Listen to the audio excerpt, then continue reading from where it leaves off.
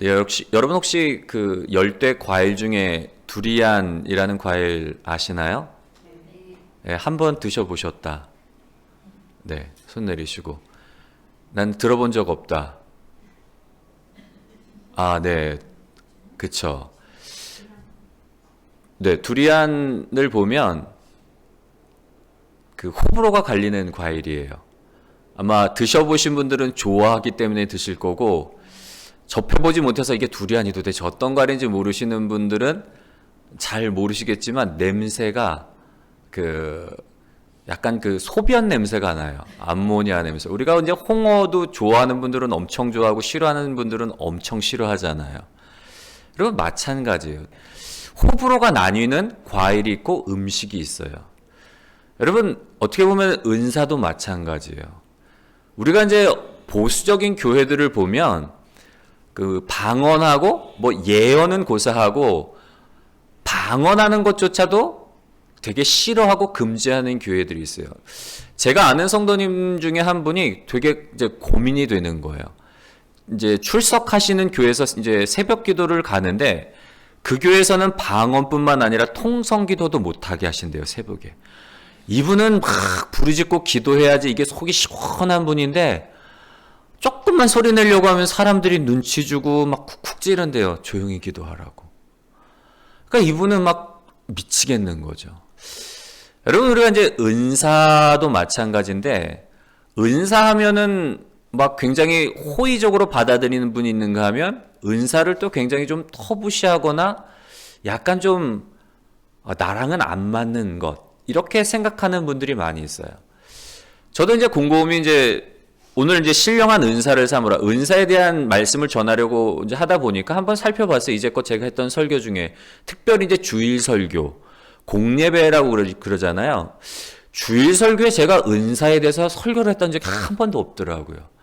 왜냐하면 그만큼 이게 보편적으로 할 수 있는 주제가 아니었다라고 저도 생각을 했던 것 같아요. 왜냐하면 모든 성도님들이 될 수 있으면 많은 분들이 말씀을 들을 때 공감할 수 있고 은혜 받을 수 있는 설교를 하다 보니까 저 자신도 은사에 대해서는 한 번도 주일 공예배 때 설교를 했던 적이 없더라고요.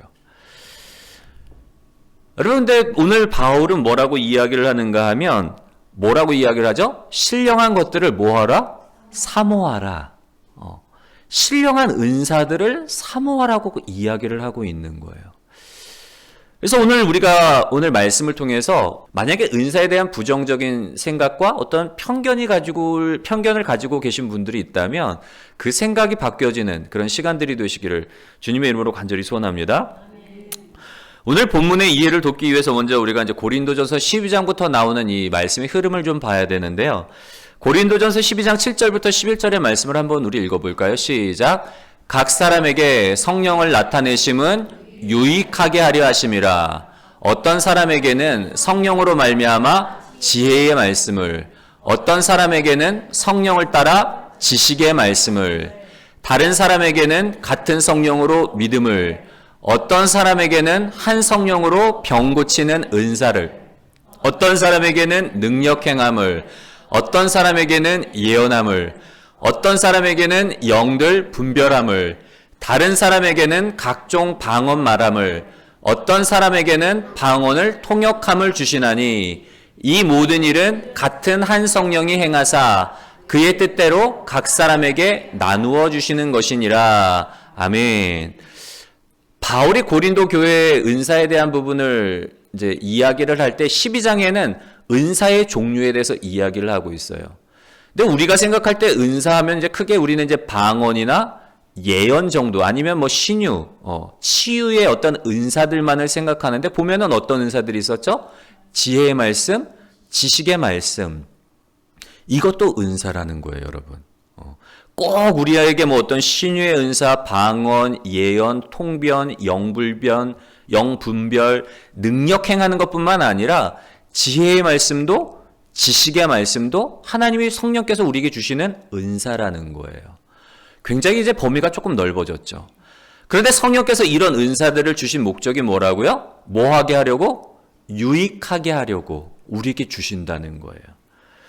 그러면서 13장에는 어떤 말이 나오는가 하면 13장 1절과 2절의 말씀을 한번 읽어볼까요? 시작. 내가 사람의 방언과 천사의 말을 할지라도 사랑이 없으면 소리나는 구리와 울리는 꽹과리가 되고, 내가 예언하는 능력이 있어 모든 비밀과 모든 지식을 알고 또 산을 옮길 만한 모든 믿음이 있을지라도 사랑이 없으면 내가 아무것도 아니요. 아멘. 12장에서는 은사의 종류에 대해서 쫙 기록을 하고 있어요. 그리고 성령께서 주시는 은사의 목적은 뭔가 하면 우리를 유익하기 위해서 두 가지 측면이 있는 거예요. 성도들의 신앙이 더욱더 성장할 수 있도록, 그리고 믿음의 공동체인 교회가 더욱더 믿음 안에서 견고해질 수 있도록 우리의 유익을 위해서, 교회의 유익을 위해서 성령께서 주시는 게 은사인데, 13장에서는 뭐라고 이야기를 하는가 하면 뭐가 없으면 아무런 소용이 없다는 거예요? 사랑이 없으면. 은사를 받고 은사를 사모해야 되는데 중요한 건 뭐라고요? 사랑 위에 그 은사를 세워나가야 된다는 거예요. 사랑으로 사용하고 사랑 위에 세워나가야 된다는 거예요.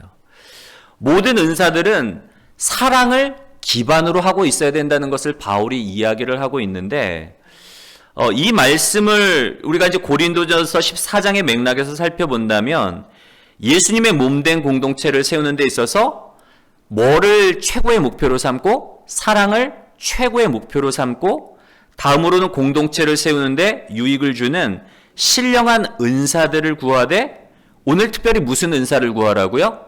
예언의 은사를 구하라는 거예요. 우리가 하나님의 몸인 공동체를, 이 교회를 세우는 데 있어서 제일 첫 번째로는 뭘 힘써야 되는가 하면 사랑을 우리가 최고의 목표로 세워야 되는 거예요. 우리가 이제 잘 아시는 사도행전의 어떤 초대교회의 모습들, 오순절 마가의 다락방에 성령이 임함으로 말미암아 이제 형성된 그 초대교회의 사랑의 모습들 한번 떠올려 보세요. 어떤 모습이었죠? 모이기에 힘쓰고 예배하며 떡을 떼고 나누고 교제할 뿐만 아니라 서로 각자의 물건을 다 팔아서 물질이 필요한 사람들에게 나누어 주는, 내 것을 뭐 주장하지 아니하고 내 것 네 것 나누지 않고 필요를 따라 다 이렇게 아낌없이 베풀고 나누는 삶, 사랑이 있기 때문에 그게 가능하잖아요. 그런 모습이 우리에게 하나님께서 주시는 교회의 모습인 거예요. 사랑으로 기반을 삼고, 그리고 은사를 통해서 이 교회가 더욱더 풍부해지는, 그 중에서 오늘 예언의 은사를 구하라고 그러는데, 바울이 이처럼 그 사랑에 대한 부분들을 강조하는 이유는 뭔가 하면 고린도 교회 내부에 있던 상황에 기인하는 것이었는데요. 고린도 교회의 문제는 뭔가 하면 은사가 굉장히 많이 나타났어요. 교회 안에. 사람들이 보기에 여러분 굉장히 신령해 보이잖아요. 뭔가 예언을 하고 방언을 하고 막 신유에서 기적이 일어나고 그러면은 우리와는 다른 어떤 무언가 특별한 존재들로 그렇게 비춰지잖아요. 우리가 이제 은사자들에 대해서 이제 나뉘는 반응도 두 가지예요. 사모함으로 인해서 은사자들을 어떻게 보면 나보다 굉장히 좀 위에 있는, 믿음이 좋고 능력이 나타나는 사람으로 생각하는 분들이 있는가 하면, 또 반면에 은사자들의 폐해가 있어요. 삶이 뒷받침되지 못하다 보니까 야, 은사가 다냐? 은사 받았다고 하면서 삶은 왜 그래? 막 그러면서 은사에 대해서 오히려 부정적으로 생각하는 그런 견해들이 있는데, 고린도 교회 안에서도 그런 문제들이 나타나는 거예요.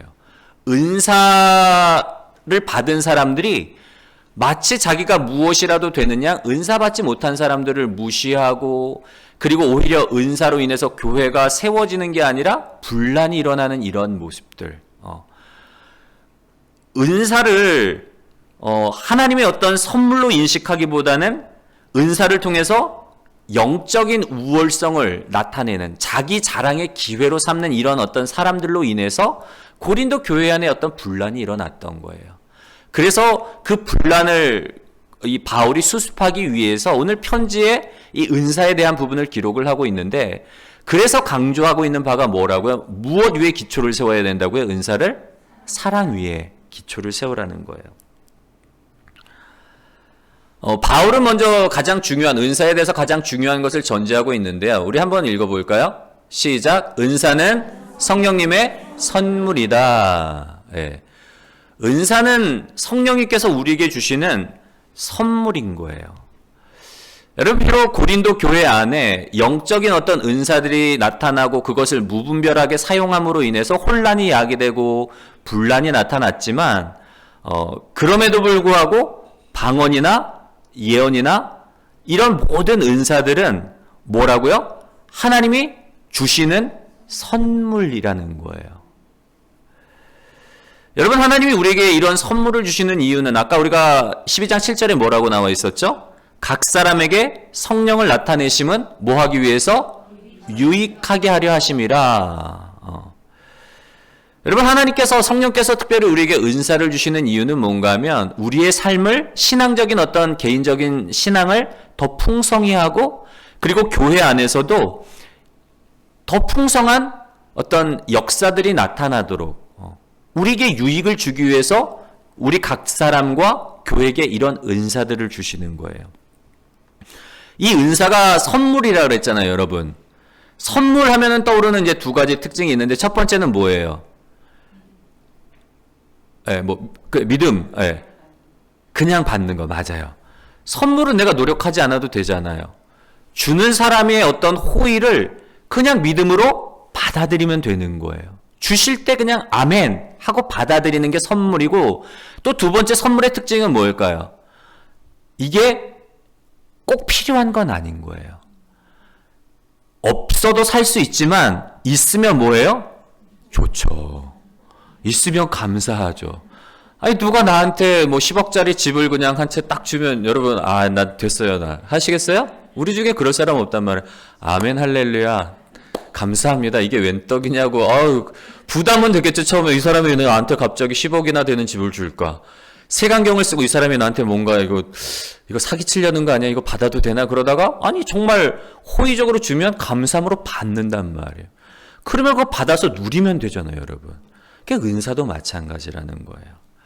선물의 본질은 뭔가 하면 없어도 살아가는데 큰 지장은 없지만 그럼에도 불구하고 선물이 있으면 어때요? 더 좋은 거예요. 삶이 윤택해지고 풍성해지고 기름져지고 하나님을 더 풍성히 누릴 수 있는 하나님을 더 알 수 있는 도구이기 때문에 선물이기 때문에 누리면 누릴수록 좋은 거예요. 고린도전서 14장 1절에 바울은 사랑을 추구하며 신령한 것들을 사모하되 특별히 예언을 하려고 하라라고 그렇게 이야기를 하고 있습니다. 여러분 14장에서는 많은 은사들 중에 특별히 이제 방언과 예언에 대해서 이야기를 하고 있는데 방언보다는 예언하기를 힘쓰라 그래요. 그렇다고 방언이 뭐 나쁘다는 건 아니에요. 방언 같은 경우에는 우리가 천상의 언어인 거예요. 이 땅의 지구상에 존재하는 언어가 아니라 영적인 언어이기 때문에 방언으로 기도할 때는 천사들도 사단도 그 내용을 몰라요. 심지어는 우리도 모르고 오직 우리의 영이 하나님과 대화하는 거기 때문에 물론 이제 방언으로 기도를 하다 보면 하나님이 무슨 의미인지 이걸 이제 통변하게 해주세요. 그러면 이제 기도하는 사람은 그 내용을 알고 있지만 그러지 않을 경우에 다른 사람들이 들을 때는 그게 무슨 내용인지 저 사람이 지금 무슨 아프리카 말도 아니고 중국 말 같기도 하고 무슨 얘기를 하는데 도저히 모르겠는 거예요. 개인에게는 유익이 되지만 교회에게는 큰 유익이 되지 않아요. 그런데 예언의 경우에는 개인에게도 유익이 되고 교회의 유익이 되기 때문에 그래서 예언을 더욱더 사모하라고 말을 하고 있는데 우리가 오늘 예언에 대해서 예언의 은사에 대해서 세 가지로 좀 살펴보려고 합니다. 첫 번째로는 예언이란 무엇인가예요. 예언이란 뭘까? 예언의 사전적인 정의는 뭔가 하면 앞으로 일어날 일을 미리 알거나 짐작하여 말함이 예언에 대한 사전적인 정의예요. 앞으로 일어날 일들에 대해서 미리 알거나 짐작해서 말하는 것. 성경에도 보면은 예언들이 많이 나와요, 여러분. 다니엘이 느부갓네살 왕의 꿈을 해석해 주는 것들, 이스라엘의 운명들, 이런 것들이 다 하나님께서 미리 보여주시는 일들이란 말이에요. 근데 예언이라는 게 꼭 멀리 있는 일들, 앞으로 일어날 일을 말하는 게 아니라 마이클 그린이라는 신학자가 예언에 대해서 어떻게 정의를 했는가 하면 이렇게 정의를 하고 있습니다. 예언은 주님의 몸의 한 지체를 통해서 주님으로부터 주어진 말로서 성령에 의해 영감되고 몸의 나머지 지체를 세우기 위해 주어진 말이다 라고 이렇게 정의를 했어요. 마이클 그린이라는 신학자가. 다시 한번 설명을 드리면 예언은 뭔가 하면 어떤 사람이 여러분 중에 한 사람이 될 수 있어요. 하나님이 여러분의 마음에 성령께서 감동을 주시는 거예요. 누군가를 바라볼 때에 어떤 성도가 어떤 집사님이 막 힘들어하는 그 집사님이 눈에 들어오는데 성령께서 감동을 주시는 거예요. 네가 가서 좀 위로해 줘라. 어떤 말로써 하나님이 어떤 말씀을 주세요. 그 말씀을 가지고 성도님, 집사님, 내가 오늘 기도하는데 하나님이 자꾸 이런 말씀을 주시네. 그러면서 그 말씀 한 구절을 줬는데 이분이 그 말씀을 듣더니 막 눈물을 펑펑 흘리는 거예요. 내가 상황이 너무 힘들었는데 정말 나한테 딱 맞는 말씀이라고. 여러분, 그게 예언의 은사인 거예요. 하나님이 누군가에게 마음의 감동을 주시고 하나님의 말씀을 주셔서 누군가 도움이 필요하고 낙심하고 있는 영혼에 가서 위로를 주고 세워주는 게 예언의 은사인 거예요. 오늘 성경 말씀에 보면은 바울이 뭐라고 3절 말씀으로 한번 읽어볼까요? 3절 말씀에 보면은 같이 읽겠습니다. 시작.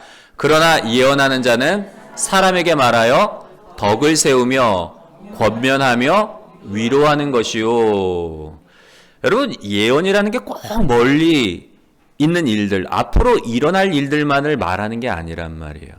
하나님이 주시는 마음의 감동, 성령께서 주시는 그 마음의, 누군가를 향한 그 마음의 감동을 가지고 말씀을 가지고 가서 세 가지예요. 덕을 세우며 권면하며 위로하는 것. 이게 바로 예언의 은사인 거예요. 여러분, 하나님께서 우리에게 또한 우리 교회에게 예언의 은사를 주시는 첫 번째 목적은 뭔가 하면 바로 교회의 덕을 세우기 위함이라. 덕을 세우다라는 말은 헬라어로 보면은 이 말은 어떤 의미가 있는가 하면 건축과 관련된 용어인 거예요. 건축과 관련된 일련의 행위를 가리킬 때에 이 단어를 사용하는데요. 하나님께서 예언의 은사를 허락하신 이유는 뭔가 하면 교회 안의 성도들을 믿음 안에서 온전히 세우기 위해서 바로 이 예언의 은사를 주시는 거예요. 은사라는 게 나의 어떤 우월성을, 누군가를 받은 은사를 가지고 정죄하는 게 아니라 말씀을 전하는, 하나님의 마음을 전하는 사람인 거예요. 통로인 거죠. 뭐 하기 위해서? 믿음이 연약한 지체들, 낙심한 지체들을 믿음 가운데 세우도록. 우리가 이제 건축할 때 기둥들을 세우잖아요. 하나님의 집에 그 기둥들, 한 사람 한 사람이 우리의 기둥이 되고 들보가 되고 재료들이 된단 말이에요. 그 사람들을 세우는 은사가, 첫 번째 은사를 주신 목적이 바로 세우는 거예요. 사람을 세우는 것, 교회의 덕을 세우는 것. 두 번째로 예언의 은사를 우리에게 주신 이유는 뭔가 하면 권면하기 위해서. 권면하다라는 헬라어 단어는 파라클레시스인데요. 여러분, 이 단어와 같은 어원은 뭔가 하면 보혜사. 우리가 성령님을 가리켜서 뭐라 그러죠? 보혜사 성령이라 그러잖아요. 보혜사라는 말의 헬라어 원어도 파라클레토스예요. 어원이 같아요. 권면하다. 성령이 하시는 일 중에 한 가지는 뭐죠? 보혜사 성령의 역할은 뭔가 하면 우리의 중보자가 되어주시고 우리의 대변인이 되어주시고 우리의 상담자가 되어주시는 거예요. 내가 신앙적으로 아니면 내가 어떤 세상적인 일들로 굉장히 힘들어할 때, 특별히 어떤 법률적인 문제를 가지고 뭐 어려움을 겪을 때 누구를 찾아가잖아요. 우리는 전문가를 찾아가잖아요. 변호사나 아니면 변리사나 법을 잘 아는 사람들을 찾아간단 말이에요. 성령의 역할이, 성령께서 우리에게 하시는 일들이 그건 거예요. 우리가 삶을 살아갈 때에 고아나 과부처럼 우리를 홀로 버려두지 아니하시고 성령께서 좋은 동반자가 되어주시고 친구가 되어주시고 때로는 상담자가 되어주셔서 우리의 삶을 권면해 주시는 거예요. 상담해 주시는 거예요. 예언의 은사가 그런 역할이라는 거예요. 낙심한 사람에게 하나님이 성도님 그 길을 가는 걸 기뻐하시지 않는 것 같아. 지금 그 일이 하나님이 하는 걸 기뻐하시지 않는 것 같아. 말씀 앞에 쓰셨으면 좋겠고 조금 더 하나님의 음성에 좀 귀를 기울일 수 없으면 좋겠네요. 이렇게 권면을 하는 역할이 예언의 은사인 거예요. 마지막 세 번째로 예언의 은사를 우리에게 주신 이유는 뭔가 하면 위로하기 위해서. 여러분, 이 위로하다라는 헬라의 단어의 원어의 뜻을 보면 두려움을 경감시키고 하나님의 백성이 압력 속에서도 평안할 수 있도록 하는 것을 의미한다고 해요. 우리에게 어떤 두려움들, 삶에 우리는 살아가다 보면 두려움이 있잖아요. 내 힘으로 감당할 수 없는 문제들을 만날 때, 뭐 불치병 선고받거나 경제적으로 어려움을 겪는다거나 자녀들의 문제가 생긴다거나 여러 가지 문제들. 근데 성령은 우리를 그런 어떤 삶의 문제 가운데 우리가 두려움에 사로잡힐 때에 어떤 여러 가지 문제로 인해서 낙심하게 될 때에 우리가 두려움 없이 살아가도록 어떤 문제를 직면했을 때 환경으로 인해서 낙심하고 절망하는 게 아니라 믿음으로 하나님을 바라보게 하는 거예요. 그래, 나는 할 수 없지만 하나님은 하실 수 있지. 우주 만물을 창조하신 하나님한테 죽었던 나사로도 살리셨던 하나님인데 이 질병 하나, 의사는 못 고친다고 말하지만 치료의 확률이 뭐 10%도 안 된다고 말하지만 하나님은 하실 수 있는데 죽었던 나사로도 살리셨던 하나님인데 왜 하나님은 못 하시겠어? 그러면서 믿음 가운데 나가게 하는 것. 그 말을 전하는 게 바로 이 예언의 은사라는 거예요. 예언은 뭔가 여러분 먼 미래를 내다보고 앞으로 일어날 일들을 말하는 게 예언이 아니라 교회의 덕을 세우고 권면하고 위로하는 것. 누군가 성령의 마음을 가지고 믿음이 연약한 사람, 낙심한 사람에게 가서 하나님의 말씀을 전하는 은사가, 그래서 하나님의 말씀을 전함으로 이 사람을 세워주는 것이 예언이라는 거예요. 여러분, 예언에 대해서 부정적인 생각을 가지고 계신 분들이 계시다면 이 시간부로 철회하시기를 바랍니다. 예언을 사모하셨으면 좋겠어요. 얼마나 좋은 일이에요, 여러분. 하나님의 축복의 통로가 되어서 사람들을 세우는 일인데. 그래서 바울이 신령한 은사들을 사모하라는 거예요. 특별히 예언을 사모하라는 거예요.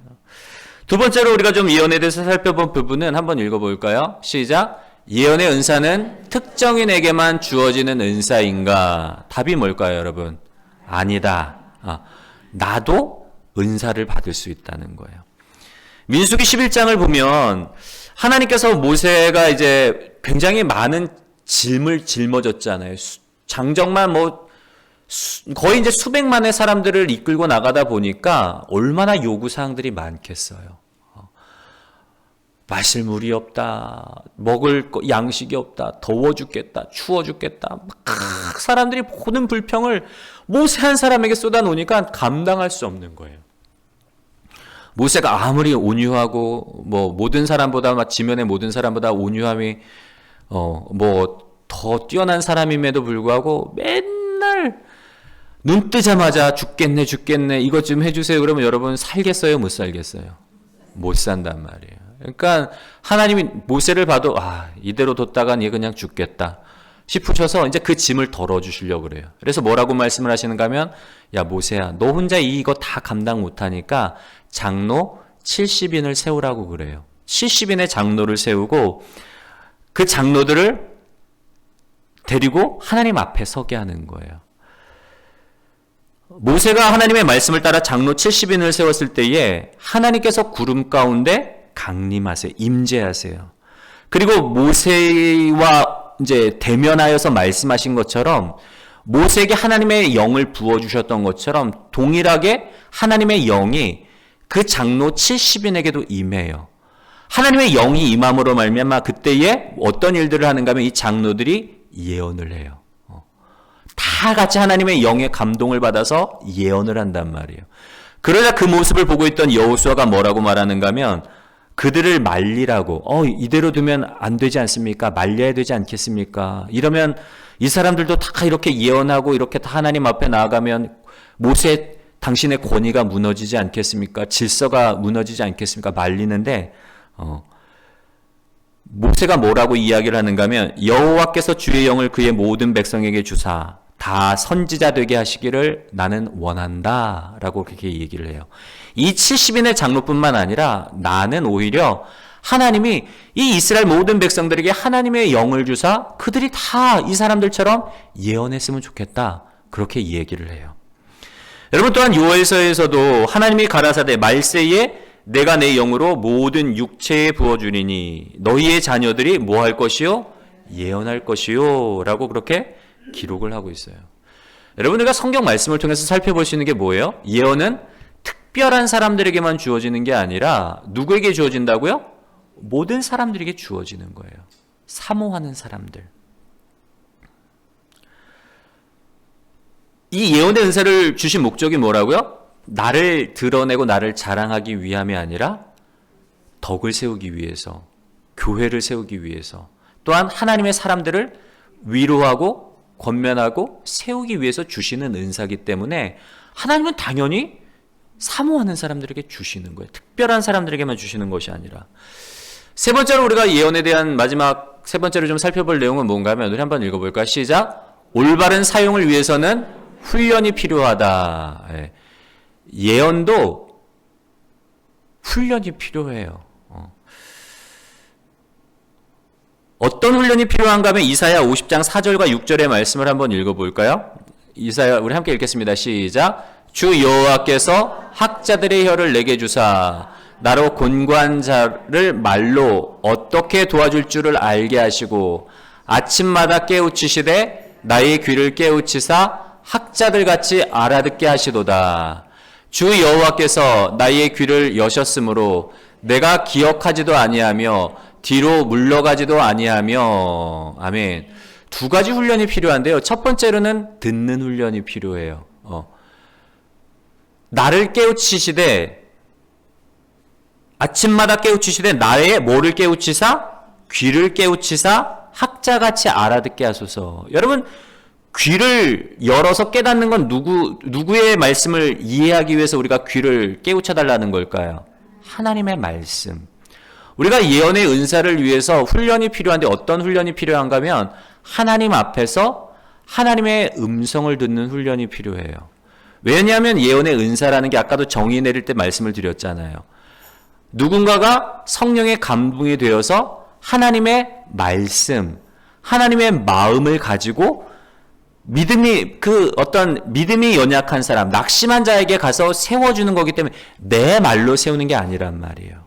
하나님의 말씀과 하나님의 마음을 가지고 나아가는 것이기 때문에 우리가 평상시에 예언의 은사를 사모한 사람들은 어떤 훈련이 되어 있어야 돼요? 하나님 앞에 나아가서 하나님의 음성에 귀를 기울이든 말씀 앞에서 나에게 주시는 그 하나님의 음성에 귀를 기울이는 훈련이 필요한 거예요.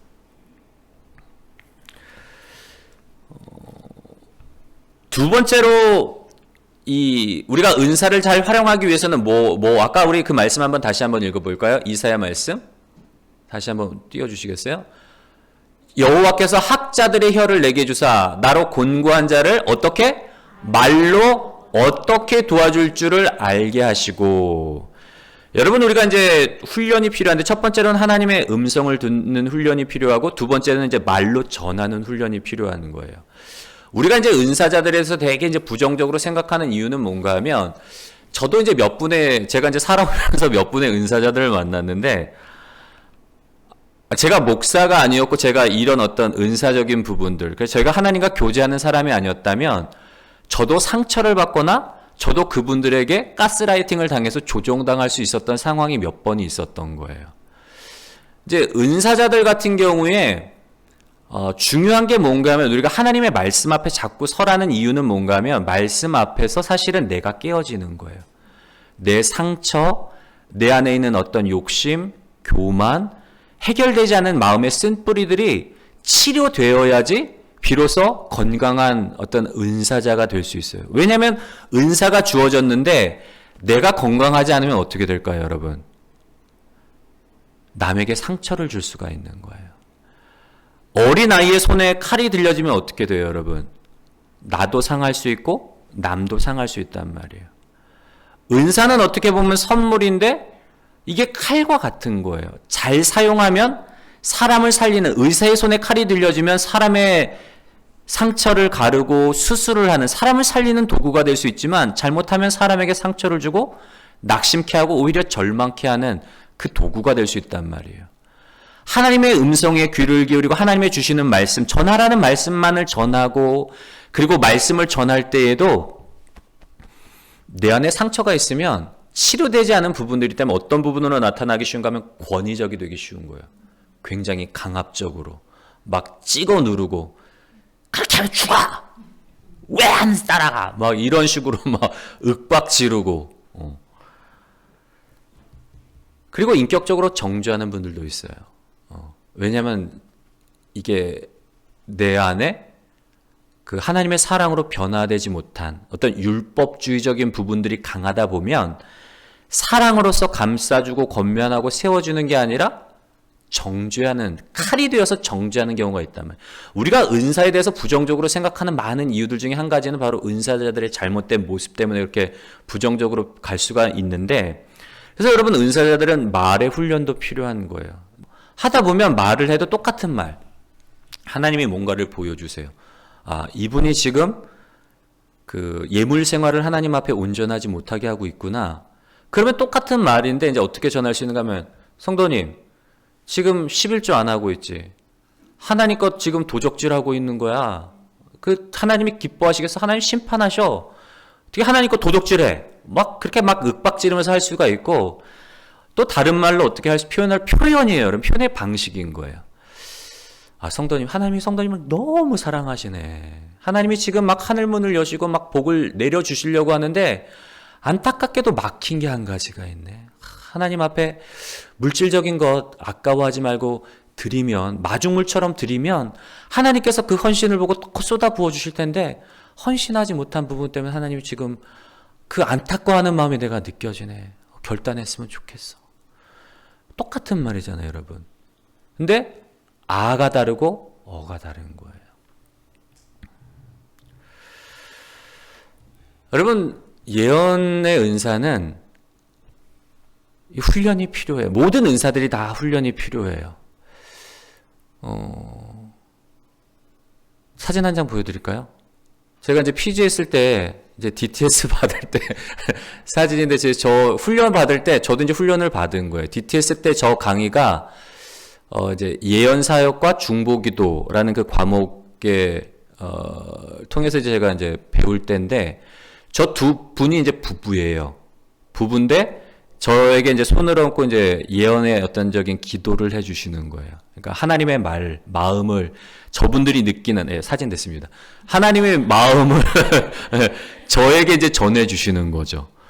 근데 되게 인격적이세요. 제가 이제 저 강의를 들으면서 이제 일주일간 이제 예언과 중보 사역이라는 강의를 저분들과 이제 함께 생활하면서 낮에는 강의를 같이 듣고 저녁에는 이제 식사 나누면서 이제 막 담소를 나누는 시간이 있단 말이에요. 그러면 이제 뭐 강의뿐만 아니라 이제 궁금한 것들 물어보고 질문하고 이제 이야기를 하는데, 강의 끝 외에 이제 이야기를 나눌 때 느낀 건 뭔가 하면 되게 인격적이신 거예요. 너무 인격적이세요. 부부가 진짜 막 그 어떤 부드러움과 온유함이 느껴질 정도로 그런 모습들이 있는 거죠. 그 여러분, 우리가 어려운 거 아니에요. 저 때 배운 건 뭔가 하면, 누군가를 위해 기도할 때 이제 훈련인 거예요. 하나님 이 성도를 위해서 주시는 마음이 있으세요? 성령이 이 성도에게 지금 필요한 부분이 뭔지 보여주세요. 아니면 들려주세요. 조용히 하나님의 음성을 기다리면, 그 사람을 향한 어떤 사랑의 마음을 가지고 기다리면 어떤 그림이 보여지거나 말씀이 떠올라요. 그러면 그걸 가지고 또 하나님 이거 어떤 내용인가요? 어떤 뜻인가요? 또 기다리는 거예요. 그러면서 마음을 주시면 그걸 나눠요. 이제 그런 식으로 사용을 하는 거예요. 그러면 이제 그게 그 사람에게 이제 대부분은 좋은 말이에요. 나쁜 말들 안 해요. 아까도 말씀을 드린 것지만 좋지 않은 게 보여줘도 상처받지 않도록 잘 해석을 해주는 거예요. 그런 게 이제 훈련을 하는 거예요. 여러분, 이 말씀을 드리는 이유는 뭔가 하면, 어려운 게 아니라는 걸 제가 말씀을 드리는 거예요. 누구나 다 할 수 있다는 걸 말씀을 드리는 거예요. 여러분 꼭 무언가 신령하게 우리가 막 떨어지고 막 이러지는 않아요. 그냥 하나님 앞에서 정말 그 영혼을 향한 어떤 사랑의 마음을 가질 때 하나님께서 자연스럽게 보여주시는 거예요. 오늘 바울이 우리에게 권면하는 이유는 뭐라고요? 사모하라는 거예요. 왜냐하면 교회의 덕을 세우고 생명을 살리는 일이기 때문에. 예.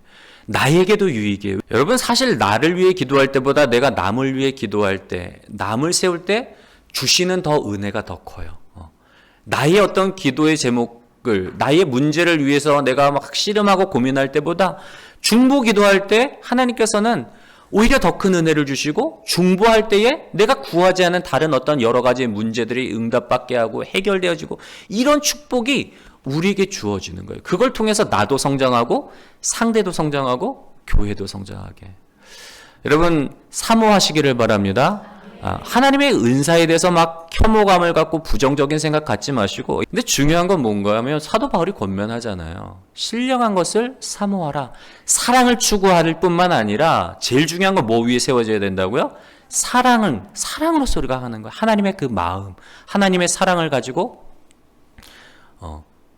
교회를 세우고 성도를 세울 뿐만 아니라 신령한 은사들을 가지면 내게도 유익이 되기 때문에 교회도 유익이 되겠네. 그래서 사모하시는 저와 여러분들이 되시기를 주님의 이름으로 간절히 소원합니다.